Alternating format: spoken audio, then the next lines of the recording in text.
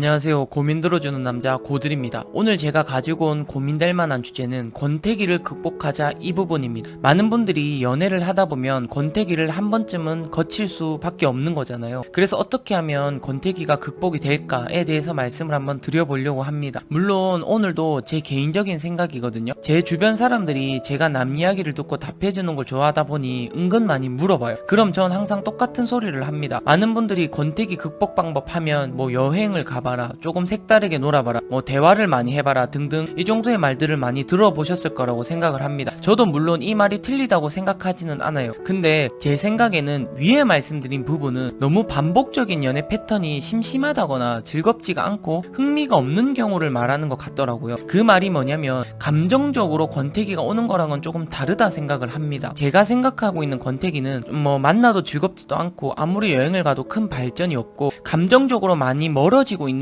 그런 것들을 말씀을 드리는 거예요. 저는 이런 경험을 해봤었습니다. 그리고 저는 이렇게 행동을 했었고요. 일단 대화는 시도를 했습니다. 왜냐하면 내가 지금 권태기가 왔는데 그걸 굳이 입 밖으로 꺼내지 않고 내 행동, 내 모습으로 보여주면 서로가 많이 답답할 거잖아요. 행여나 권태기라고 말을 해버렸다고 서로가 지쳐서 그럼 우리 헤어지자 이런 이야기가 나오는 경우도 많이 겪어봤거든요. 그래서 저는 일단 대화를 해서 우리가 지금 조금 많이 지쳐있는 것 같다, 아니면 우리가 지금 겪고 있는 이 상황이 권태기인 것 같지 않냐, 이런 식으로 조금은 직설적으로 대화를 한번 해보자입니다. 차라리 이런 식으로 모든 걸 오픈하고 이야기를 하는 게 어쩌면 저는 조금이라도 더 좋을 수 있지 않을까라는 생각을 하거든요. 이렇게 이야기를 했을 때 상대방이 맞아라는 말이 나오게 된다면 기간을 한번 정해 보시는 거예요. 상대방한테도 질문을 해서 그 상대방 입장에서도 이 정도의 기간이 필요할 것 같다, 뭐 이런 식으로 서로가 조율을 한다고 생각을 하셔도 됩니다. 여기서 이 기간이 뭘 뜻하냐고 하면 뭐 예를 들어서 서로가 3일이면 3일, 일주일이면 일주일 동안 연락도 안 하고 서로에 대해 생각을 한번 해보자, 이런 식으로요.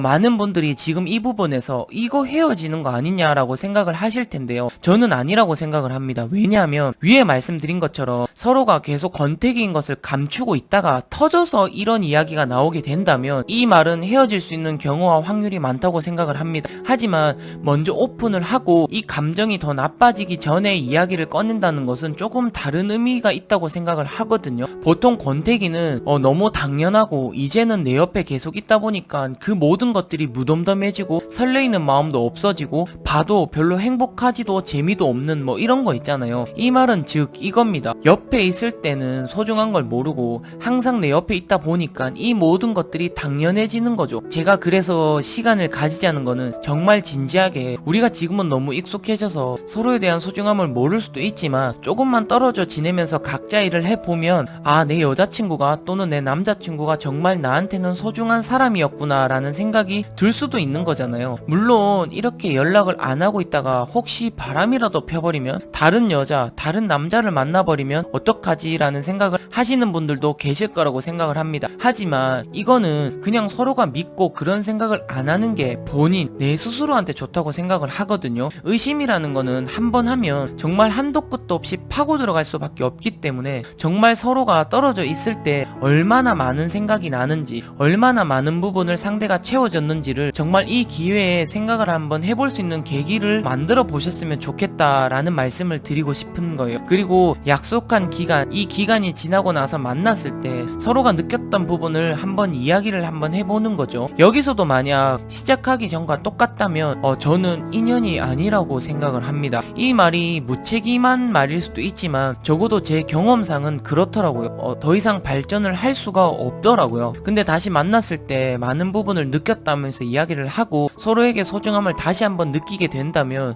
저는 정말 오래가는 커플들을 많이 봤거든요. 지금 연애를 하면서 권태기를 겪고 있는 분들이 계시다면, 내가 정말 상대를 아직도 많이 좋아한다면 이 방법을 한번 사용해 보시면 어떨런지 라는 생각을 가지고 있습니다. 오늘 저의 주제는 여기가 끝이고요. 오늘도 제 이야기가 조금이라도 도움이 되었으면 좋겠습니다. 저는 또 다음에 도움이 될 만한 영상을 가지고 찾아뵙도록 하겠습니다.